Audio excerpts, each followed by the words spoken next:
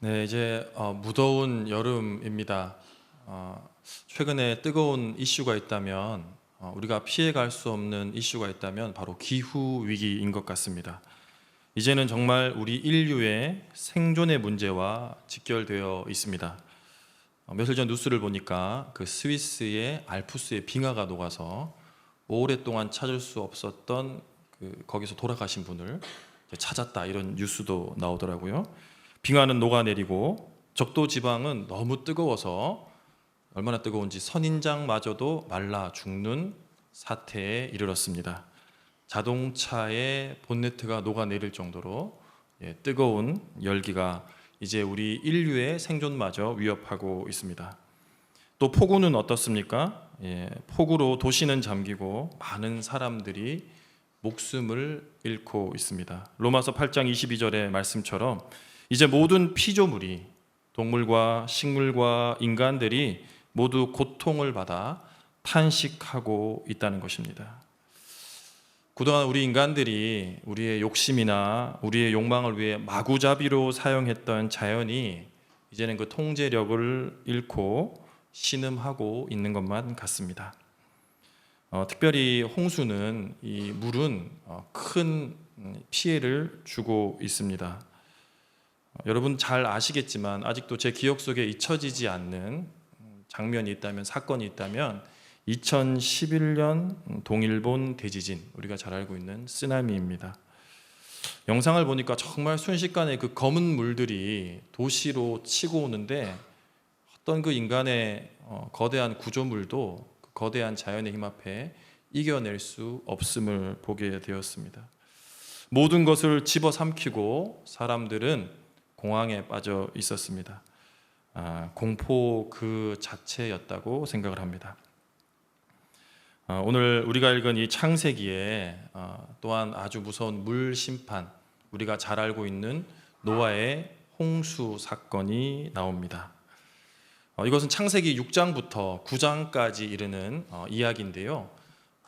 잘 좀 간략하게 한번 이야기해 보도록 하겠습니다. 하나님께서 온 인류를 아담과 하와 이후에 사람을 만드시고 그들이 하나님의 말씀을 제대로 듣지는 않았지만 그들을 그렇게 심판하지 않으시고 그들은 평화롭게 살아갔습니다. 문제는 이들이 살아가면 살아갈수록 바른 길을 가기보다는 악한 길을 갔다는 데 문제가 있었습니다. 그래서 결국은 하나님께서 이대로는 안 되겠다, 그러니까 새로운 방법을 제안해 주셨습니다. 누군가는 이렇게 이야기합니다. 홍수로 심판할 거면 굳이 왜 우리를 만드셨습니까? 인간은 왜 만드셨습니까? 저도 한번 생각해 봤어요. 차라리 그냥 하나님 혼자 계시면 되지, 왜 이렇게 만드셔가지고. 너무 뜨겁잖아요. 너무 춥잖아요. 우리 힘들잖아요. 왜 그러셨을까? 근데 답은 좀 간단했어요. 우리가 자녀를 낳아 보신 분이라면 금방 그 해답을 찾을 수 있습니다. 여러분, 물론 자녀는 부부가 사랑해서 낳는 열매의 결실이지만 낳기 전부터 보고 싶어요. 자녀는 얼굴은 모르지만 아마 코는 날 닮았을 거고, 입은 너 말고 날 닮았을 거고, 뭐 이렇게 했을 겁니다. 아이가 나오면 어떻습니까? 더 보고 싶죠. 뭐 보고 있어도 보고 싶다, 이런 표현처럼 너무 사랑스럽고 너무 귀엽습니다. 몇몇 분들은 자녀들이 장성하여 징그럽다는 표정을 지으시는데, 그러면 손주를 생각해 보십시오. 이제 웃으시는군요.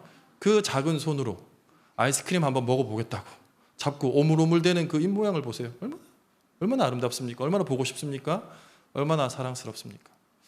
하나님도 그런 것 같아요. 우리가 너무 이렇게 아름답고 보고 싶고 사랑스럽고 옆에 있고 싶고 궁뎅이 한번 투닥거리고 싶고 그런 거예요. 하나님 그렇게 우리를 사랑하셔서 우리와 함께 하고 싶으시고 우리와 좋은 시간을 보내고 싶으셨던 것입니다. 그러나 문제는 우리 인간에게 하나님께서 주신 이 자유와 사랑이 때로는 그 경계선을 넘어 많은 문제를 일으킬 때도 있습니다. 그것을 우리는 죄라고 합니다. 때로는 잘못된 길을 갈 때 그 잘못된 길을 돌이키기 위해서 심판도 징계도 필요한 것 같습니다. 여러분, 질문을 하나 하겠습니다. 사랑의 반대말은 무엇일까요? 역시 답을 미리 맞추시면 안 되는데, 사랑의 반대말은 미움이 아닙니다. 사랑의 반대말은 내버려둠, 무관심입니다. 라가 원래 제가 하고 싶었던 말이에요. 여러분들이 이미 답을 말씀해 주셨는데요. 사랑의 반대말은요, 미움이 아니라 무관심입니다. 너 알아서 해라. 나는 당신이 어떠하든 전혀 신경 쓰지 않는다. 이것이 사랑의 반대말입니다. 그러므로 하나님께서는 때로 우리를 바른 길로, 옳은 길로 인도하시기 위해서 징계하시고 심판하십니다. 왜 그럴까? 창세기 6장 5절을 보면 이런 표현이 나옵니다. 여호와께서 사람의 죄악이 세상에 가득함과 그의 마음으로 생각하는 모든 계획이 항상 악할 뿐임을 보시고, 이렇게 이야기했습니다. 죄가 가득한데요, 그나마 죄도 많은데 우리의 하는 생각마저도요, 마음으로 하는 모든 계획마저도요, 항상 악하다는 거예요. 나 중심으로, 나 우선으로 그렇게 생각하고 생각한다는 겁니다. 뭘 그렇게 우리가 악하게 생각했는가? 나는 그래도 좀 선하게 살려고 하는데, 그런 생각을 하실 수도 있을 것입니다. 그런데 우리가 인류의 역사를 한번 봅시다. 인류의 역사는요, 수없는 전쟁의 역사였어요. 수없는 사람들이 죽어갔습니다. 히틀러는 왜 전 유럽을 불바다로 만들었습니까? 일본 사람들은 왜 굳이 우리나라를 쳐들어왔습니까? 미국 사람들은 왜 노예를 해방하고자 서로 총을 겨누고 죽였습니까? 한국은 왜 민족끼리 서로 총뿌리를 겨누고 죽였습니까? 인간의 본성이 그렇습니다. 인간의 본성이, 우리의 생각들이 무엇을 위한다, 우한다 하지만 결국은 우리 스스로를 위해서 온갖 죄된 생각들로 가득 차 있기 때문입니다. 이런 우리들을 보고 하나님은 어떤 마음을 가지셨을까? 하나님은 좀 아파하셨을 것 같아요. 하나님 아버지가 좀 언짢으셨을 것 같아요. 창세기 6장 6절에 하나님께서 이렇게 표현하시는데요. 땅 위에 사람 지으셨음을 한탄하사 마음에 근심하시고, 이렇게 하셨습니다. 근심하셨다라는 표현을 세번역으로 바꾸어 보면 마음이 아프셨다라고 표현합니다. 하나님께서 마음이 아프셨대요. 우리의 어떤 행동 때문에 하나님도 영향을 받으세요. 이게 놀라운 일 아닙니까? 여러분들이요, 하나님 앞에 기쁜 일을 하고 하나님을 예배드리고 하나님의 영광을 위해 살 때는요, 하나님께서 그 마음이 기뻐요. 그런데 우리가 우리의 길대로, 우리의 욕심대로, 우리의 욕망대로 세상의 길로만 걸어갈 때는요, 하나님께서도 그 마음이 슬프시고 아프시다는 겁니다. 여러분, 우리 자녀들이 때로는 잘못된 짓을 하고 나쁜 일을 할 때는 이렇게 엉덩이에 맴매도 됩니다. 그런데 항상 또 그럴 수는 없잖아요, 그죠? 맨날 때리면 집 나갈 거예요. 때로는 믿어도 주고, 알지만 속아도 주고, 그래, 쟤는 분명히 안 될 것 같지만 그래도 한 번만 더 믿어볼게 라고도 하는 것이 부모의 마음이고 아버지의 마음입니다. 그렇게 계속 잘못된 길을 갈 때 결국 하나님께서는 아까도 말씀드렸듯이 올바른 길로 가기 위한 징계, 심판을 하시는 것입니다. 그런데 그 마음이 결코 좋지는 않으셨을 것 같아요. 미국의 한 목사님 가정의 이야기입니다. 한인 가정인데, 그 이민 1.5세대들은 왜 좀 그 무리에 잘 끼지 못하잖아요, 그죠? 완전한 미국사회 시민도 아니고 그렇다고 한국인도 아니고. 그래서 학교를 갔는데 갈 때마다 사고를 치는 거예요. 친구들도 괴롭히고 이상한 사람들하고 어울리고 수업도 제대로 안 듣고. 그래서 아버지가 계속 이야기했습니다. 너 그러지 마라. 너 제대로 수업도 잘 듣고 친구도 괴롭히지 말고 예배도 잘 드려라. 근데 또 이상한 짓을 했다는 거예요. 아버지가 이제는 작심하고 몽둥이를 들면서 따라와. 화장실로 끌고 갔어요. 왜 때릴 때 화장실로 가는지 모르겠지만 화장실에 끌고 가서 딱 이렇게 하는 거 있잖아요. 우리 선생님들 때리실 때 딱 이렇게 엎드려 이렇게 해서 벽 보고 딱 엎드리고 있었는데, 아버지가 아이를 정말 세게 때렸어요. 정말로 세게 때렸어요. 팍 때렸어요. 정신없이 팍 때리고 있는데 갑자기 아들이 팍 때리고 났더니 탁 돌아서더니 아버지를 꼭 껴안더래요. 그리고 아버지 사랑합니다 이렇게 얘기하더래요. 그 아버지가 좀 놀래가지고 그래 하고는 일단 이제 무마를 하고, 며칠 뒤에 아버지가 물어봤습니다. 아니, 내가 너를 이렇게 세게 때렸는데 너 왜 그때 나한테 아빠 아파요, 아빠 그만하세요 이런 말 하지 않고 아빠 사랑해요 라고 얘기했니? 그러니까 아들이 얘기하는 거예요. 아빠가 나를 때릴 때 거울 속에 비친 아빠의 얼굴을 봤다는 거야. 근데 맞는 나보다 더 고통스럽고 더 일그러져 있다는 거예요. 그때 아들이 한 거예요. 아, 맞는 나도 아프지만 때리는 아버지는 더 아프시구나. 거기서 그 사랑을 깨달았다는 겁니다. 그래서 아빠 사랑해요 라고 이야기했다는 겁니다. 이처럼 하나님께서도 우리 가운데 우리가 올바른 길로 가고 바른 길로 가고 생명의 길로 가기 위해서 때로는 징계하시지만 하나님 또한 그 마음이 많이 아프시다는 것을, 그 하나님의 마음을 우리 또한 깨달았으면 좋겠습니다. 그렇게 이제 하나님께서는 노아를 통해서 은혜를 주시고 노아에게 이제 홍수의 심판이 있으니까 노아의 방주를 지으라고 말씀해 주셨어요. 방주가 산꼭대기에 짓는데요, 되게 커요. 길이가 135m, 100m 달리기보다 더 큽니다. 폭이 22.5m, 높이가 13.5m예요. 이렇게 큰 배를 아주 오랜 기간 동안 노아는 짓고 있습니다. 누군가 이런 얘기를 했습니다. 그 방주를 지은 이유는 무엇인가? 까닭은 무엇인가? 그 사람 노아만 살리기 위해서입니까? 제가 생각해 보니까 그건 아닌 것 같아요. 한번 우리가 생각을 해봅시다. 지금 제가 야당역에 하나님의 음성을 듣고 무려 길이 135m짜리 배를 짓고 있다고 가정해 봅시다. 오늘부터 제가 가서 배를 지을 거예요. 캉캉캉 여기 그 하천에. 그 사람들이 뭐랄까요? 물어보겠죠. 이보시오, 노아 씨, 당신 여기 뭐 바다도 아니고 강도 아니고 이 산꼭대기에 지금 이 큰 배를 도대체 왜 짓고 있는 것입니까? 노아는 말할 겁니다. 우리 모든 사람들이 죄악의 길을 가고 있기 때문에 이제 하나님의 심판이 임할 것입니다. 우리가 회개하고 돌아온다면 하나님의 심판은 없어질 겁니다. 그 말을 들은 사람들이 그렇군요, 제가 돌아오겠습니다라고 했을까요? 아니면 거참 싱거운 사람 다 보겠네, 하던 일을 마저 하쇼 하고 자기 길을 갔겠습니까? 자기 길을 갔겠죠. 예. 그런데 바꾸어 생각해 보면요, 이 노아의 방주, 이 거대한 구조물은요, 하나님께서 심판을 하시겠다는 뜻이 아니라 너희들에게 심판이 임할 수 있으니 회개하고 돌아오라는 경고의 메시지입니다. 노아의 방주, 이 노아의 홍수는요, 사실 심판을 하시려는 의도가 아니라 너희들이 다시 나에게로 돌아오게 하려는 경고의 메시지였다는 것을 우리는 알 수 있습니다. 하나님의 본심은 심판이 아니에요.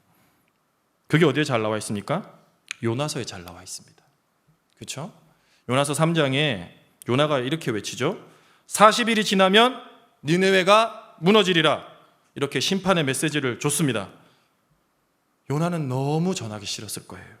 왜냐하면 그 니느웨는 아수르란 나라에 있었는데요, 이 아수르 사람들이 정말 표독한 사람들이에요. 살인 기계야 거의. 사람들을 그냥 너무 잔인하게 토막을 내고 막 너무 잔인하게 줄로 꿰고 말 안 들으면 막 일가족을 다 처참히 죽이고 이래요. 그런 철천지 원수에게 왜 요나가 가서 너희들 살 길이 있다 그런 얘기를 누가 하고 싶겠습니까? 그래서 스페인 다시스로 도망간 겁니다. 하나님께서 그러나 결국 요나를 다시 잘 어루만지시고 뱃속에 넣으신 다음에 야, 그게 아니야, 너 다시 가서 니느웨에 가서 심판이 있다고 얘기해라, 이렇게 얘기했을 겁니다. 제가 한번 상상을 해봤습니다. 요나는 어떻게 외쳤을까? 제가 방금 전에 말했듯이 40일이 지나면 심판이 있겠습니다 라고 외쳤을까? 저는 아니라고 생각해요. 쉽게 얘기해서 우리가 지금 일제 치하에 이 한국 사람 한 명이 일본까지 건너가서 당신에게 살 길이 있습니다 라고 외치는데 최대한 적게 들어야 되잖아요. 그죠? 최대한 회개를 안 해야 되잖아. 그래서 저는 이랬을 것 같아요. 40일이 지나면 부러져요. 이렇게 했거나 아니면 굉장히 빠른 속도로 굉장히 큰 소리로 외치면서 지나갔을 거예요. 그러니까 40일이 지나면, 그걸 밖에서 들으면 어떻게 들리는 줄 아세요? 이렇게 들려요. 아무도 못 듣겠죠. 아마 그랬을 것 같아요. 그냥 제 상상입니다. 엄청 빨리 달리면서 말을 했거나 아주 작게 이야기했을 수도 있는데, 문제는 그 니느웨 사람들이, 죄송합니다 이런 표현 써서, 개떡같이 얘기했는데 찰떡같이 알아들었어요. 그래서 그들은 굵은 베옷을 입고 하나님께 엎드리며 회개하였고 니느웨는 멸망하지 않았습니다. 이게 하나님 아버지의 본심이었습니다. 회개하고 돌아오면 살고 하나님 앞에 엎드리면 구원받는다. 이것이 하나님의 마음입니다. 다시 노아의 이야기로 좀 돌아오겠습니다. 결국 하나님께 돌아오지 않은 모든 인류들은 하나님의 홍수의 심판을 받게 되었습니다. 비가 내리고 물이 차고 점점 더 물이 차는데 얼마나 차느냐, 큰 높은 방주가 있는 산 꼭대기까지 물이 찹니다. 그렇게 높은 물, 높은 수위에 살아남을 생물이나 인간은 아무도 없을 것입니다. 뉴스를 봤더니 중국에 지금 태풍 독수리가 베이징을 강타했습니다. 보니까 정말 아비규환이더라고요. 막 도로도 소실되고 지하 주차장 꺼져버리고 차들 그냥 휴지장처럼 돌아다니고 그렇게 물의 위력이 셉니다. 그리고 노아의 가족들만이 방주 안에서 아마 그런 여러 가지 소리를 들었을 거예요. 사람들의 비명 소리, 어떤 깨지는 소리, 무너지는 소리, 그런 소리를 들었을 것입니다. 그들도 방주 안에 있으면서 결코 마음이 편하지만은 않았을 거예요. 결국 그렇게 절망과 두려움 가운데, 그러나 하나님께서 여전히 우리를 지켜주시고 인도하신다는 그 안도감 가운데 371일 만에 육지에 발을 내디디게 됩니다. 그리고 하나님께 감사의 번제를 드리고 하나님께 예배를 드립니다. 그때 하나님께서 바로 오늘 이 약속의 말씀을 주시는 겁니다. 제가 13절부터 15절을 한번 받들어 읽겠습니다. 내가 내 무지개를 구름 속에 두었나니 이것이 나와 세상 사이의 언약의 증거니라. 내가 구름으로 땅을 덮을 때에 무지개가 구름 속에 나타나면 내가 나와 너희와 및 육체를 가진 모든 생물 사이에 내 언약을 기억하리니 다시는 물이 모든 육체를 멸하는 홍수가 되지 아니할지라. 뭐라고 약속해 주셨습니까? 다시는 심판하지 않겠다. 그 징표로 무엇을 보내주셨습니까? 무지개를 보내주셨다는 겁니다. 몇 달 전에 저희 아이들이랑 아내랑 어디 갔다 오는 길에, 자유로 여기 초입에 들어오는 길에 비가 막 내리고 이렇게 무지개가 진짜 폈더라고요, 예쁘게. 그래서 와, 얘들아 무지개 봐라. 그러니까 그냥 무지개만 봐도 그냥 왠지 모르게 기분이 좋더라고요. 그죠? 무지개가 저한테 뭐 사탕을 주는 것도 아니지만 무지개를 보면 그냥 기분이 좋아요. 그리고 막 무지개 그 끝에 파면은 막 옛날에 금 나온다 그런 얘기도 있었고 그런 얘기 안 들어봤습니까? 그런 얘기 있었잖아요. 그래서 무지개 끝을 막 찾아가고 했습니다.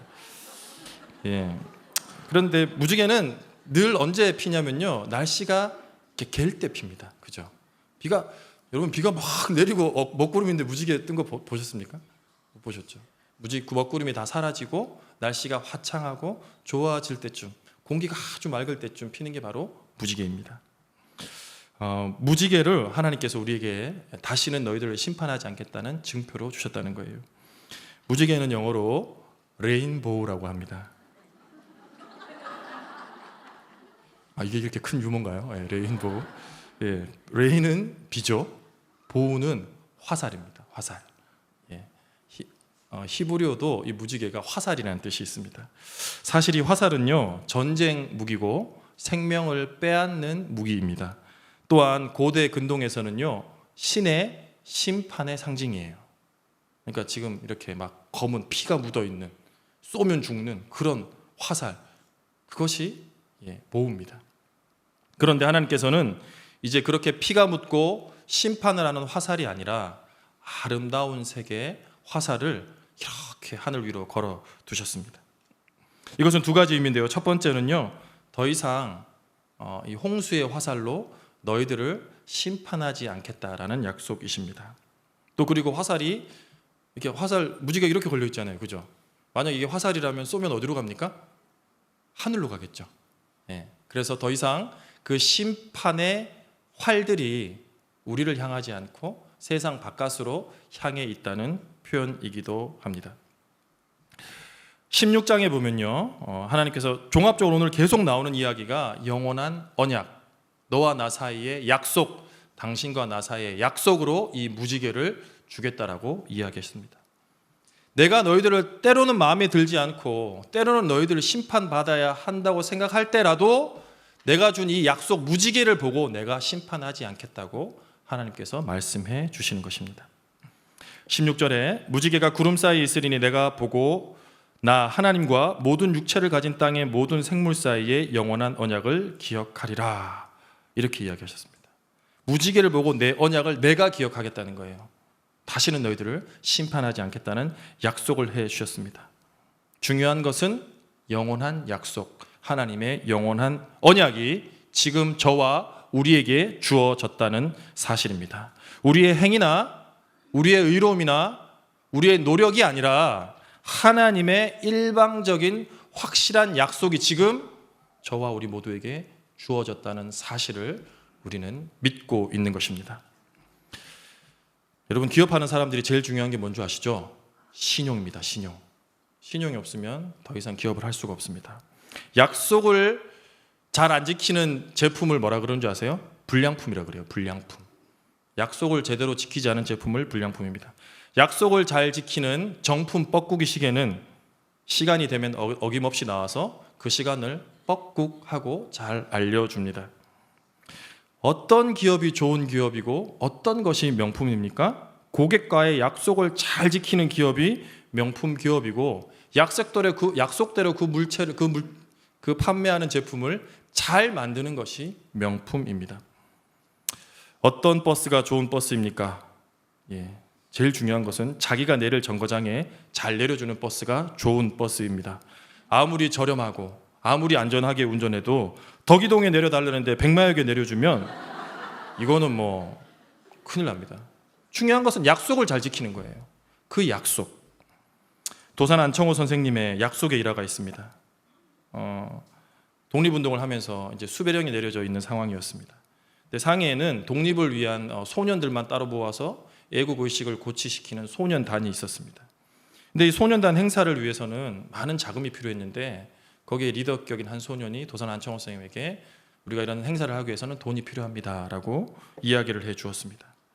도산 안청호 선생님 역시 그 당시에는 돈이 없었지만 꼭 이 자라나는 다음 세대들을 위해서 도와주고 싶은 마음이 있었어요. 그래서 내가 지금은 돈이 없다. 그러나 5월에 그 행사가 되기 전까지 꼭 돈을 구해서 내가 너희 집을 찾아가겠다라고 약속했습니다. 약속 당일이 되었습니다. 그런데 공교롭게도 그날이 윤봉길 의사가 상해 공원에서 폭탄을 던지는 사건이 일어난 날이었습니다. 그러므로 그 당시에 모든 상해는요 수배령이 내려졌어요. 한국 사람들은 다 잡아들여라. 게다가 이 안창호 선생님은 얼마나 잡고 싶은 사람이었겠습니까? 도산 안창호 선생님이 깊은 고민을 했습니다. 내가 지금 가야 되나 말아야 되나. 돈의 수중은 있고 이 수중에 돈은 있고 이제 가야 되나 말아야 되나 이 얘기했습니다. 결국 고민하던 안창호 선생님은 소년과의 약속을 지키기 위해서 상해로 나갔다가 잡히셨어요. 그렇게 해서 잡히셨습니다. 그런데 그가 3년 동안 고초를 겪으면서 이런 얘기를 합니다. 정직과 성실, 약속을 지키는 일이 나라를 구하는 유일한 길이라고 나는 믿는다. 이겁니다. 참 약속은요, 사람을 살리고 생명을 구원합니다. 하나님은요, 우리를 살리기 위해서 영원한 언약, 약속을 우리에게 주셨습니다. 하물며 인간마저도 이런 약속을 지키려고 자신의 생을 던지는데 우리를 정말로 사랑하시고 우리를 아끼시는 하나님께서 왜 우리 인생 가운데 신실하게 하나님의 약속을 지키시지 않으시겠습니까? 인간사는 반복되어지고 반복되어집니다. 1000년 전에 지었던 죄도요 지금 짓고 있어요. 여전히. 1000년 전에 악했던 사람들이요 지금도 악하게 살고 있습니다. 덜 악한 세대가 없고 더 선한 세대가 없습니다. 그럼에도 하나님은 끝까지 우리를 포기하지 않으십니다. 홍수 이후에 사람들이 무엇을 했는가? 아주 하나님의 말씀을 잘 들어야 되는데 그렇지 않습니다. 홍수 이후에 사람들이요 그 홍수를 이겨내기 위해서 바벨탑을 쌓았어요. 계속 바벨탑을 쌓는 거예요. 여기서 내가 살아나리라.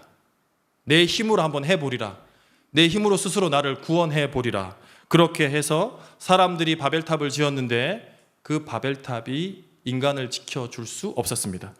과학이라는 바벨탑을 쌓아보아도 인간을 지켜주지 못하죠. 지식이라는 바벨탑을 쌓아도 그 지식이 우리를 죽음이라는 홍수에서 지켜주지 못합니다. 수많은 돈과 많은 재물이라는 바벨탑 또한 우리를 영원한 심판인 죽음이라는 홍수로부터 지켜주지 못합니다. 오로지 하나님의 약속만이 우리를 지켜줍니다.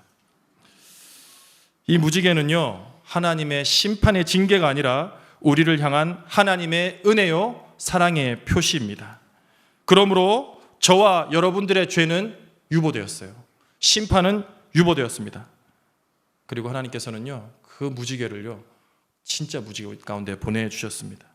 하나님의 영원한 약속의 무지개, 진짜 무지개가 있습니다. 바로 하나님이 이 땅 가운데 우리를 다시는 심판하지 않으시고 우리를 사랑하시고 구원해 주시는 바로 예수 그리스도의 십자가입니다. 하나님은 이 언약의 무지개를요, 저 예수 그리스도의 십자가 위에 걸어 두셨습니다. 요한복음 3장 17절의 말씀을 제가 받들어 있습니다. 하나님이 그 아들을 세상에 보내신 것은 세상을 심판하려 하심이 아니요 그로 말미암아 세상이 구원을 받게 하려 하심이라. 심판이 아니라 구원을 받게 하시기 위해서 이 땅에 하나님께서는 예수라는 언약의 징표, 예수라는 십자가, 예수라는 무지개를 우리에게 보내주셨습니다. 예, 여러분, 살면서 우리는 많이 실망할 때가 있습니다. 첫 번째는 남편한테 실망하고, 두 번째는 아내에게 실망하고, 세 번째는 자식에게 실망합니다. 네 번째는 친구에게 실망합니다. 예, 어떻게 보면 늘 실망의 연속인 삶을 우리는 살아가고 있는 것 같습니다. 그리고 무엇보다 가장 크게 실망한 것은요, 바로 나 자신에게 실망하는 것입니다. 솔직히 말해서 나 좀 잘하는 줄 알았는데, 나 좀 잘 되는 줄 알았는데, 나 좀 멋있는 줄 알았는데, 나 세상에 나가보니까 아무것도 아니구나. 그런데 우리가 그것을 잘 깨달아야 돼요. 빨리 깨달아야 돼요. 자주 깨달아야 돼요. 그리고 그제서야 정말 우리 안에, 세상 안에, 인간 안에는 참된 소망이 없구나라는 것을 깨닫고 바로 하나님의 무지개인 예수 그리스도의 십자가 앞으로 나오는 것만이 유일한 소망이요 우리를 살리는 길이구나라는 것을 깨닫게 되는 것입니다. 힘은 거기서 나옵니다. 십자가 앞에서 예수 그리스도 안에 있다는 것입니다. 저는 제가 쓰러질 때마다 다시 일어설 수 있는 근거가 제 자신에게 있다면요, 저는 일어설 자신이 없어요. 저는 죽을 것 같은 고통 속에서 한 줄기의 희망찬 빛이 겨우 인간이 만들어낸 책 한 권이나 누군가의 얕은 도움의 말 한마디라면 저는 다시 일어설 힘이 없습니다. 제가 저지른 죄의 짐과 무게를 이겨낼 수 있는 힘의 근거가 제 자신의 도덕성이나 저의 어떤 노력이라면 저는 일어설 힘이 없고 자신도 없습니다. 그러나 반대로 우리를 영원히 사랑하셔서 우리를 위해 십자가에 돌아가신 그 예수의 십자가의 능력 아래라면, 그 십자가가 우리 안에 들어와서 지금도 우리를 살아 역사하신다면 저는 일어날 힘이 있습니다. 그러므로 우리 안에서 지금도 살아하시는, 역사하시는 하나님을, 역사하시는 그 예수 그리스도를 굳게 붙듭시다. 십자가만 붙들어야 우리가 살아납니다. 십자가를 붙들어야 일어섭니다. 십자가 앞에 나와야 우리는 참된 소망을 찾을 수가 있습니다. 중요한 것은요, 우리의 미래는 우리의 손에 달려있지 않다는 것입니다. 우리의 미래는 하나님 손에 달려 있습니다. 우리의 미래는 하나님의 약속 안에 이미 진행되고 있다는 것입니다. 그러므로 십자가를 붙들고 십자가를 바라봅시다. 우리는 때로 실패해도, 우리는 때로 넘어져도 하나님의 약속은 결코 실패함이 없기 때문입니다. 하나님의 사랑은 부족함이 없습니다. 그러므로 영원한 언약의 증표이며 영원한 예수이신, 영원한 약속이신 예수님 앞으로 나아옵시다. 우리의 상황과 상태와 상관없이 주님께서는요, 반드시 그 약속을 이루시고 우리를 구원의 성취자로, 구원의 참 자녀로 이끌어 가실 것입니다. 기도하시겠습니다. 약속을 이루시는 하나님, 우리는 자주 당신께서 우리에게 베풀어 주셨던 수없이 많은 약속들을 잊고 살아왔습니다. 인생 속에서 순간순간 찾아오는 그 먹구름들이 우리를 때로는 불안하고 초조하게 합니다. 그러나 오늘 이 예수 그리스도의 십자가 위에 걸려있는 약속의 무지개, 구원의 무지개, 희망의 무지개, 회복의 무지개를 굳게 부여잡습니다. 인생의 먹구름이 몰려올 때마다, 문제의 홍수에 허덕일 때마다 이 십자가를 부여잡고 다시 일어서게 하여 주시옵소서. 이 모든 말씀 우리 주 예수 그리스도의 이름으로 기도합니다. 아멘.